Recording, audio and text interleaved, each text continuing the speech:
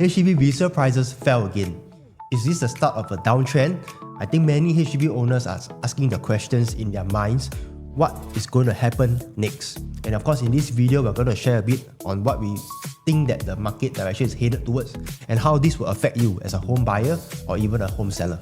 Let's dive in. So once again, a bit of the disclaimer, everything we share is based on our own opinion and our own research. If you are going to do anything yourself in your real estate journey, please do your own diligence. So let's dive in. So everyone is talking about this, the resale price for the HDB has dipped the second straight quarter. And this caused somewhat thinking around the homeowner that, is this the start of the downtrend? Because HDB prices has risen so much over the past 2 years. Correct. So if you have been looking at the prices, right, you realize that HDB has been going up at a constant pace. But now that it has dipped, everybody is getting a bit concerned what is going to happen. And especially those that maybe are thinking of selling, they might be thinking, oh, this might not be a good time. Yeah. So let's we will talk more about this. Okay. So, but of course, prices dropping, all these things, right? We don't think that this is the thing that we should be focusing on, right? We are actually going to go through what is going to happen next and how it will affect the overall market, not just HDB, but even the private market, so that you can be clearer. Let's say you're planning your next move. So everything will have a correlation in a way. So we see that, why is it happening? Why it starts to fall in terms of the prices of the HDB? Why does it slow down? Because we are in the market, right? We actually see that the resale really slow down in terms of inquiry, in terms of people who come to view, and also the type of offer we are getting is not as fast in a way. Yeah, not fast, and also usually not really, it's usually lower than expected. And seller is having a hard time in a way to get the price that they want. Correct. So what causes the HDB price to fall? In the main thing is it always starts with government policies, because governments actually watch closely on the HDB prices. Because they are number one objective, although they got three, but the main thing is to make the HDB affordable. Alright, so government, one thing you must understand, HDB is called public housing. It's public housing, so government cannot allow the HDB prices to go up so high that the normal working class citizens cannot afford it. Because this is not in line with their policies. So they have to come up with certain ways or certain policies, right, to actually make sure the price stabilize. They're not here to crash the market, but they want to make it at least the growth not so crazy if you look at the trend. Main thing, they will need to study the media income in a way that people can still buy a HDB. Correct. Singaporeans can still own a flat. Yes. That's their objective. In the way that they don't want HDB to be unaffordable. Yes. So number one, they do if you have read, they have later we will show you more of the news. They increase the BTO supply, and after that they come up with a policy that separates the classes of the HDB. Yes. So we have the standard, plus, prime. So what is this? So now from 2025 2027, right, our minister again told the press that they're gonna initiate a target about 55,000 flat. Yeah, so at first they have this plan where it's a 55,000 BTO target, but HDB say they're going to exceed it, likely to exceed it. If you read the news, right, they're going to exceed this 55,000. So meaning to say, from 2025 to 2027, you can expect there will be a lot of BTO being released. And I'm sure if you've been following the news, right, you will know that there's been a lot of BTO. So this is one of the reasons, because of the BTO launching, right? It's how the demand actually go to the BTO, which causes the resale to slow down. Correct. So buyers still don't mind waiting. After we saw the new stats previously when this Plus and Prime launched, right, it was not so readily accepted because they didn't perform well at the launch. I mean, the subscription application not so high and people still prefer the 5 years. But this time round, right, we saw something change. That buyers, they don't mind the 10 years MOP, they don't mind the clawback, and even the HDB have more restriction, right? They don't care. Correct. The restriction, what are the clawback? Of course, everyone know is the 10 years MOP mark. And also when you sell the house, right, you have some restriction of the buyer profile, for example, the income or even the citizenship. Correct. Only Singaporean can be able to buy the Plus flat from you if you buy this type of Plus and of course the clawback, which likely also deter the people from buying, because today if you let's just say this BTO, prime BTO is 14%. So in the end, if you're gonna sell at 1 million, right, you're gonna give at 140,000. If the BTO costs about 600, right, then you plus this 140, right, you're actually in a get back about 240. 260,000. 260,000, if you divide of the weight plus the 10 years MOP is about 14 years, right? Basically, not a lot. Yeah. So I mean, the government honestly look at all these policies. I think they're looking long term because for now, yes, they can release all the BTO, but they also want to ensure maybe in the next 10 to 15 years, right, that BTOs don't cause the price to also jump like crazy lah. That's why they introduce all these things to make sure the price also stabilize. So with this I mean, normal Singaporean, right, we are actually very slow to react to all these changes. So when this Prime Plus come out, right, of course maybe people take a step back lah. But after observing, right, maybe it's not so bad to stay in all the Prime and Plus. Actually, it's a very normal thing that happened because even if, say, you look at the past when there's ABSD announced, the loan to value change, at the start people will hold back. After a while, they used to it, they also come back. Yeah, we see. So now the buyer behavior actually can choose whether they should buy resale or wait for 10 years to sell. Or maybe not to sell. Or maybe they have to wait for the next exercise. For example, because one of the things that we now see, you see Bishan and the Bukit Merah, right? They are prime, right? You see the application rate is actually quite high. 4 times the 4 times application rate lah. Yeah. So you see for just 1,000 plus, there's about more than 5,000 applying. So you can see that even though there's the prime, there's also these restrictions. They're still willing to apply and go for it. Yeah, and all these applicants can I say, they are actually so-called the buyers that did not choose to go for resale at the moment. Correct. They choose to apply first. Yeah. And quite substantial, this amount. Yeah. So it's like technically almost 10,000 people took away from the market lah. Correct. More than 10,000 actually. Yeah. Because everything is all oversubscribed. So all these people who go choose BTO, right, in the end of the day, they will not want to buy a resale. Yes. At the moment. Unless they cannot get, then maybe they might consider. Then after that, right, because of now the exercise, in terms of all the location that the government has been pushing out, right, a lot of people will choose to wait which is why we see all these application highly subscribed in terms of BTO. In fact, I've been looking at all the BTO that have been launched. I realized a lot of them are in very good location. Honestly, if you go and search, a lot of them are very good location. Yeah. So this chart, we actually see a bit of the buyer behavior start to change. They start to willing to accept this 10 years thing because later we're going to touch on the EC also, right? Next time 10 years MOP may be like a normal thing already. Correct. Because I also want to let you see this. You see the prime, they actually got 3,000. You know how many applied for the prime? 14,000. 14,000 is times 4 of this. So the prime supposedly has the most restriction. Because prime is the location, of course, very good but that's the most restriction. But it's oversubscribed. Yeah. So you can see a trend. These people are like what Matthew said, right? Okay with 10 years, okay with all the restriction. So now we need to understand, because if you are a seller today, these are the trend you need to first know, right? To learn so that you can make the smarter decision in a way. Because there's no point holding on something that not gonna materialize. Because of course everyone when they sell house you want high price, right? Yeah. But we have to follow the trend, the behavior. And now the behavior is shifting towards the BTO. Because BTO is always the number one tool to take away demand from the resale market. Yeah. And when you have less demand, right, means what? Buyers that want to buy a HDB resale, right, they got more choices. And now we can see that the HDB resale market has changed to a buyer's market. Correct. So the demand is actually softening. So when the demand softening, definitely as sellers, right, the only way we can move our units, right, most probably sometimes is to lower our expectations. Yeah, which causes lower transactions. Correct. So that's why this demand thing actually really affect prices. And that is why we saw in the news, actually there's a dip. Yeah, and in the end of the day, we have see which one break. They say today seller want to sell high, buyer want to buy low. Yeah. Then we have to meet. Now we see which this equilibrium, which one break. But for what we see in the ground right now is the seller breaking. Yeah. Because seller in the end, they have plans, they need to move all these things. And buyers now have a lot of choices. Yeah. They can have not like when the market is hot, right? I need to offer today, I need to get the unit today. If I don't get today, right, what happened? The unit go on.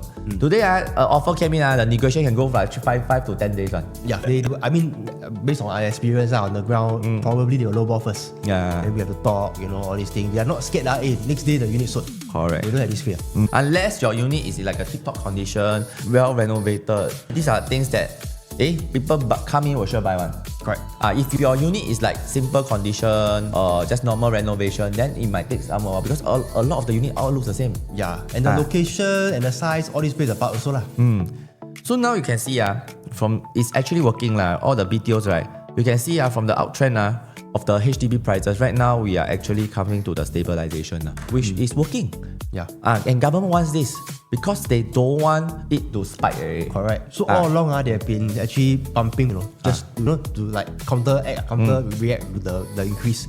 So actually yes, it did increase, but eventually I think they pumped too much until the prices start to stabilize. Yeah, this is what their intention because in the end of the day they want a gradual growth in terms of the prices lah. They don't like spikes because when spikes come, usually there will be cooling measures or new measures to actually slow down the prices lah. Yeah, I think maybe government don't want to do too much cooling measures, which is why they go an indirect way lah. So lower transaction because lower selling time. Yeah, so on the ground, I mean today if you're a HDB seller or you're thinking to sell, you will have this concern. So what should I do? Is this the right time? Because this is the reality that on the ground now we have listings that are taking a longer time to sell. Yeah, this is something that we need to understand lah. In the end of the day, is it the market or is it the marketing? Is actually you have to sit down and maybe you have to talk it out to re-strategize what is the end goal of you lah. Because in the end of the day, we need to know because today when there's lesser buyer, right, means you have to because it's buyer's market. In the end of the day, buyers have the power because they have maybe 5 to 10 units to choose from. Yeah.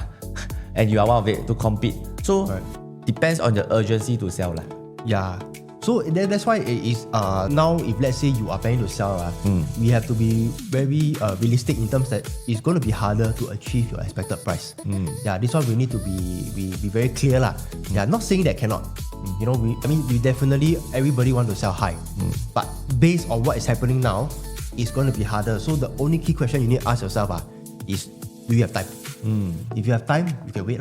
But if you have certain plans that you need to move forward or which later we're going to talk about the buying part lah. Yeah, especially this thing, right? If you are trying to sell to downgrade, then you don't have the rush to need to achieve certain life goal, right? You can choose to hold. I mean, that's exactly fine to get your price. Yeah.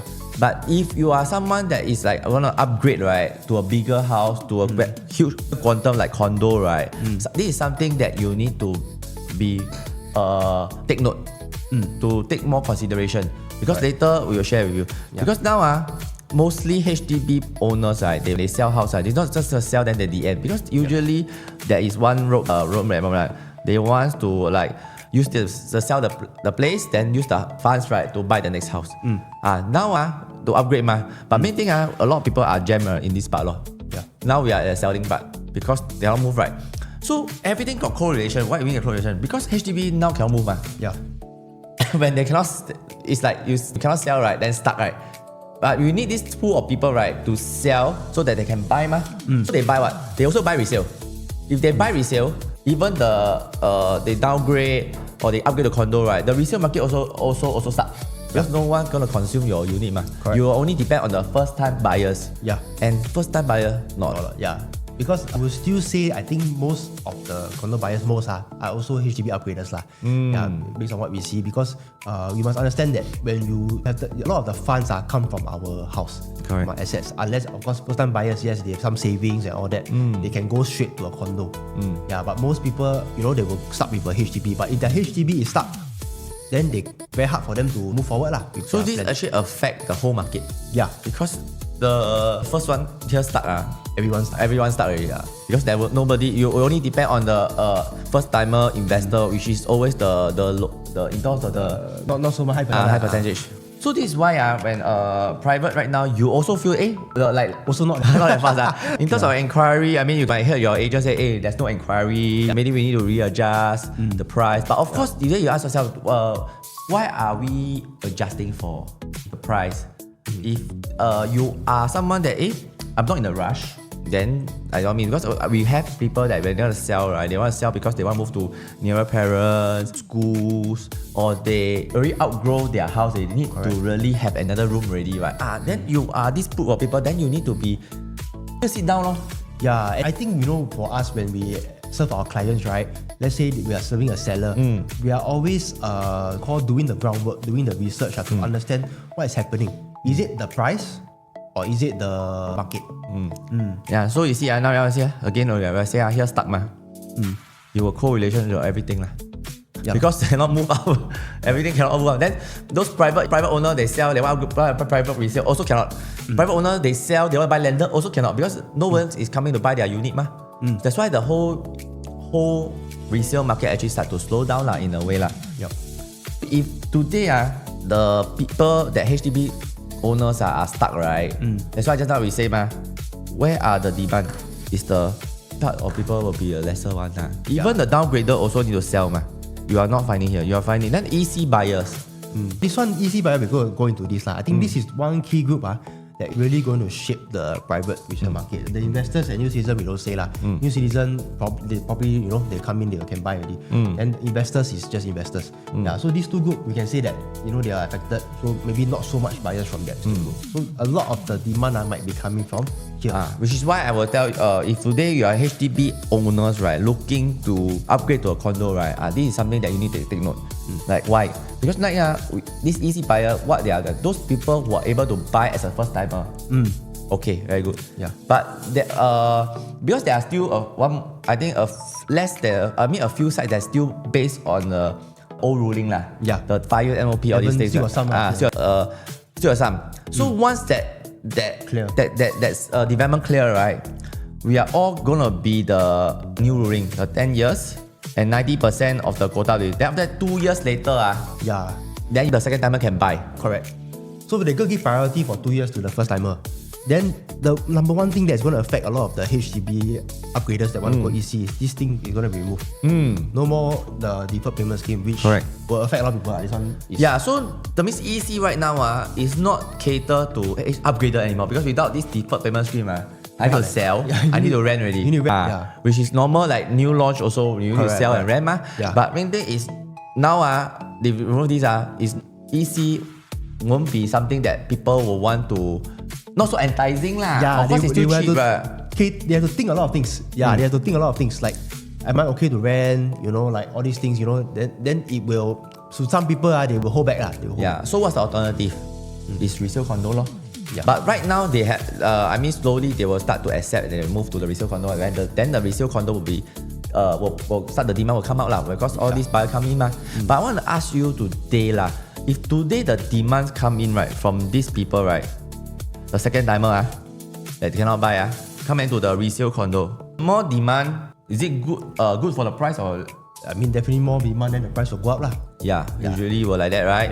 Correct. So if you are someone that now you're gonna sell and upgrade to a resale condo, should you wait for them to come and compete together, or should you adjust your expectation of your HDB, upgrade to a resale condo where the market is still now at the buyer's market, because now resale is slow then when the demand comes from on the EC buyers that help you push your development up, will you be more in a advantage position, or you want to go and compete with them? Like what Matthew said also now, because there are still some EC that is under the old ruling, right? Once that one clear, can I say a lot of the EC buyers are going to come to resale market. So this could be a small window where you can come in before they come. Because maybe they'll still try their luck, they'll still try the upcoming 5 years one. Because they still got DPS, they still got everything. Once that one clear, is no choice now. Because DPS is the number, for me I feel it's the number one killer. Because why EC so attractive is always because they seamlessly. Which we talked about in our previous video. Right now they cannot transit seamlessly, they need to rent, they need to it's like buying new launch. It's buying new launch already, it's like normal buying a new launch condo already. So the next thing, if they don't want to rent, is resale condo lor. So you can see how policy change affect the market. So if you someone that understand this fast, you can take advantage. Right. So today you are looking, you're at this stage that I don't mind to upgrade, but I also unsure what's the best move. Maybe we can sit down for a coffee lah, and we can actually go through the options and see what can we do lah. But in the end of the day, it's always have clarity ma. Correct. That's why for us, right, we don't really focus on the price so much. We usually look at policy, we usually look at demand, we look at what's happening. Yeah, because the price is just an indicator ma. And if we keep following price, right, if next time in the future the price go up, go down, by the time we see the news, the price go up, can I say it's a bit too late? Once you see the price too late, you see the news, private property has went up.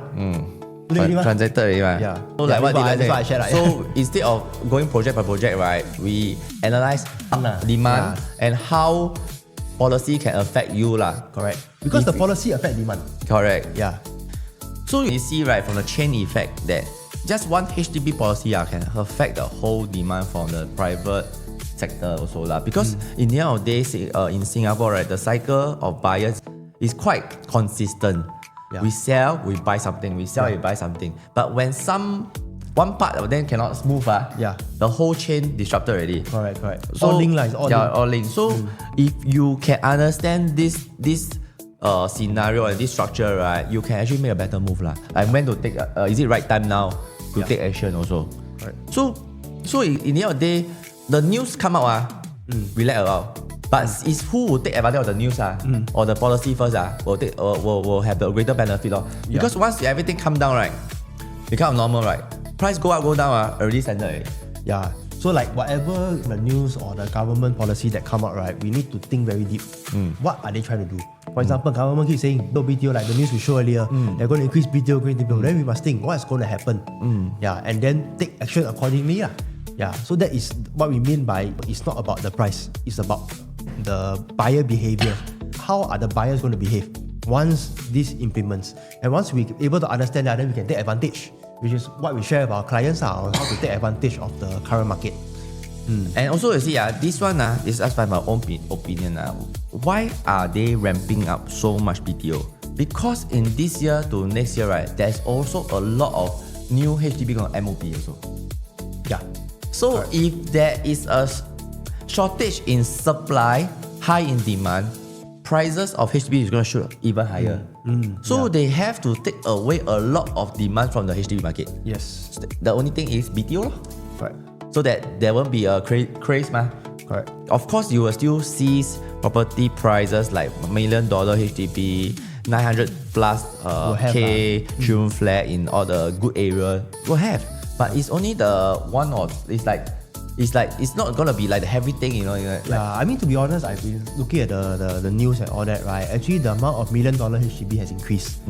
Okay, but that is not a very good indicator because those are usually the very good location, very like Tiong Bahru or Queenstown, that kind, like very prime location. Like the new area lah, the new area. Just reach MOP one, all sure. Yes, correct. So you cannot base on that, because overall the market is not just based on haven't good catch up location. yet. Like the OCR region, the out area, right? Of course, we don't talk about mature estate like Ang Mo Kio, like the established estate like mature estate. But you talk about the more out one, like maybe like Jurong West, Choka, UT, Woodland, Sembawang. All these are still catching up. No, they haven't reached the prime that we are reaching MOP. So that's why government is, I think they're trying to bridge the gap.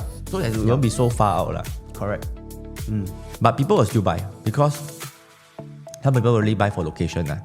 And something that we also use it to take advantage of. How can we take advantage of this to buy something right in today's market? And of course, right, if you understand in Singapore, actually housing is not a want, it's actually a need. So they will still buy one no matter what. It's just that they will not be willing to pay so high for maybe not a better location. But if the location is better, more prime, they might pay for it. So like what Dylan said, by the time you see headlines, sometimes it's too late already. For example, property price drop, right? By this percentage, right? It's already happened already. Correct. That if you have bought one quarter before that, maybe you are someone that buy cheaper. I mean, it's true. And let's say you are a seller, right? You know that the price drop, right? Then you should have sold before that. Correct. But how now? So in the end of the day, I feel that every customer, right, have different plan, different objective. We have to sit down and listen to the objective. and what is the right move now. But if your objective is to sell as high as possible, that's your objective. Nothing wrong lah. We can sit down and tell whether it's achievable or not. Lor. Correct. Because in the end of the day, we are not here to tell you like things like, oh, sure can one, and just to take out this thing. We also tell you the truth that it's gonna be tough. Yeah, because I think really no point, right? Sometimes just to get the listing, right? And then we say, can sell a certain price, but in the end, we all stuck. Yeah. Then I don't want to make empty promises to you that, can, just try only, we try only. But I have to tell you that, we will try this, we'll try for you.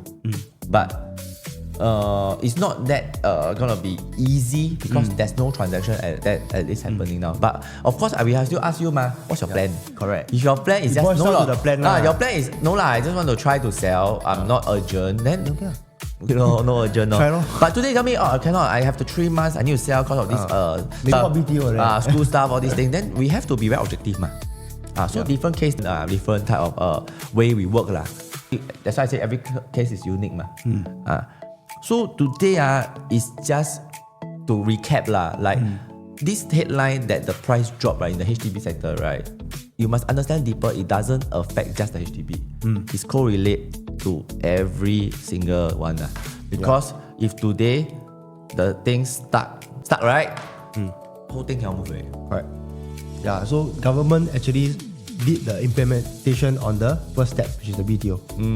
Because they know they as long as they edit, they tweak this or they do something to this it will affect everything.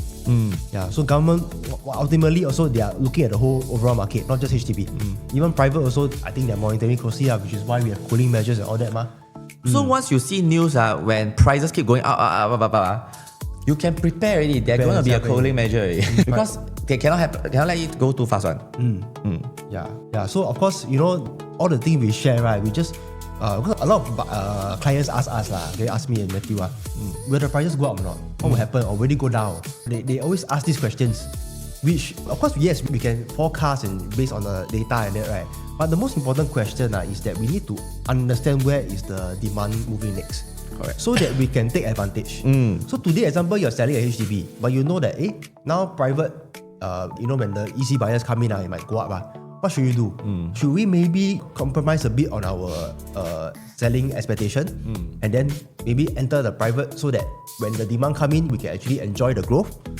Or we just be very fixated on our HDB and then just wait until the HDB price go up? Yeah, so these are certain things you need to know . Yeah, and which is why we always advise our client based on their needs. If some of them are really looking for investment, looking to make money, then we have to strategize on how to do it. If it's just for own stay, then again you ask yourself do you have time? Is it a rush, or you can wait? But waiting also got cons also . Actually, price up, price down, right? For example, today you ask me if the price going to keep going up. If I tell you it's going to keep going up, right, then what will you do? Then I think maybe I don't buy too expensive. If the price down, right, I tell you, price dropping. Then you'll say, what if I buy already, the price go down again, down even more. So this question cannot no end one. It's today what we at that point or at the junction, right? What is the best decision? Correct. Best move. Then whether the move suits you or not, then you can decide. So this is something that we feel in a way that the purpose of doing all this video is just that we hope that it gives value, and also to see what the things, just underlying news, right? We also learn to see news in a deeper level in terms of property . So main thing, right, for us, wherever we meet our clients, what we want to share with them, right, it's not about asking them to sell or to buy. We want to give them clarity, and we want them to also give them confidence that they know that this is a plan that they can have, and that we can help them in their property journey .